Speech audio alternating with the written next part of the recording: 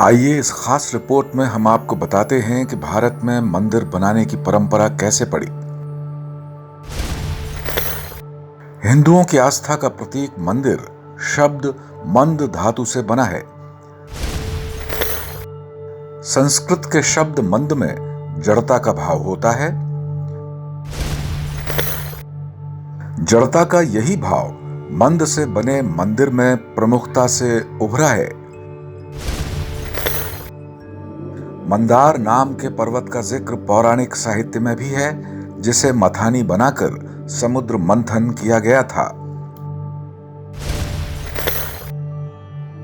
अनोखी बात है कि समग्र रूप से जागृत ईश्वरीय सत्ता के निवास के लिए बनाए जाने वाले मंदिर के मूल में जड़ता का भाव है।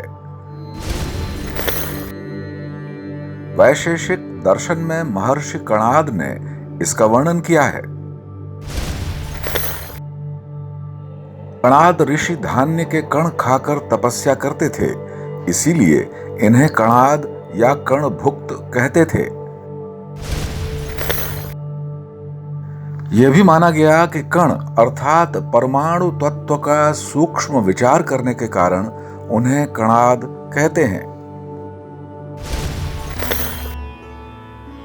किसी का मत है कि दिन भर ये समाधि में रहते थे और रात्रि को कणों का संग्रह करते थे। उन्होंने कणों को मंदार पर्वत के समान स्थिर और उसमें ईश्वर के सभी गुणों की मौजूदगी की बात कही। वैशेषिक दर्शन में ईश्वर को अपरिवर्तनीय बताते हुए जड़ या अचल भी बताया गया है। इस तरह मंदार यानी पर्वत के समान बने ईश्वर के आवास को मंदिर या मंदिर कहा गया। इसका एक और अर्थ यह भी है कि प्राचीन काल में मनुष्य पहाड़ी घाटियों में रहते थे, इसलिए वहीं पूजा पद्धति का भी विकास हुआ। वैदिक और पौराणिक साहित्य के अनुसार पर्वतों में ही देवी देवताओं का वास रहता है। भारत के बहुत से प्रमुख मंदिर पहाड़ों पर ही बने हैं। बाद में बौद्ध युग का विकास हुआ तो बौद्ध युग के दार्शनिकों की अस्थियां और दूसरे अवशेषों को विशाल स्तूपों में रखने की परंपरा शुरू हुई।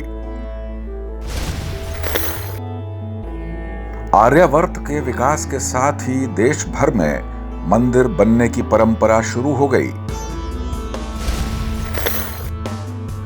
भारत में मंदिर यानी प्रासाद निर्माण के नियमों के वर्णन प्राचीन शिल्प शास्त्रों में मिलते हैं। अपराजित पृच्छा, वास्तुमंडन, विष्णु धर्मोत्तर पुराण और वृहत संहिता के 53वें से 60वें अध्याय तक और 77, 79 और 86वें अध्यायों में मंदिर निर्माण और उनकी शैलियों का वर्णन है। अपराजित पृच्छा देवताओं के शिल्पकार विश्वकर्मा और उनके बेटे अपराजित के बीच बातचीत है। इसके रचयिता भुवन देवाचार्य हैं। 9वीं और 10वीं सदी में लिखे गए इस ग्रंथ पर चित्तौड़ के राणा कुंभा के वास्तुकार ने 14वीं शताब्दी में टीका की। उन्होंने 2 पुस्तकें लिखी, राजमंडन और राजवल्लभ।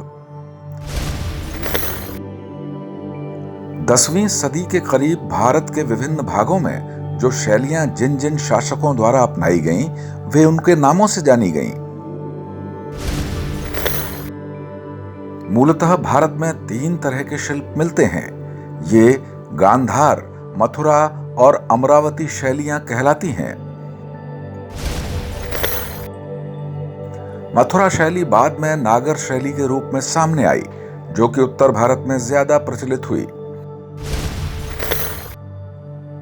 नागर शैली में भी परमार और गुर्जर प्रतिहार शैलियां पाई जाती हैं और इन दोनों का मिश्रण भी पाया जाता है। मथुरा का कृष्ण जन्मभूमि मंदिर गुजरात का सोमनाथ मंदिर और उदयपुर का जगदीश मंदिर नागर शैली में बने हैं। ठंडे पहाड़ी इलाकों में मौसम के हिसाब से मूल शैली में बदलाव भी किए गए।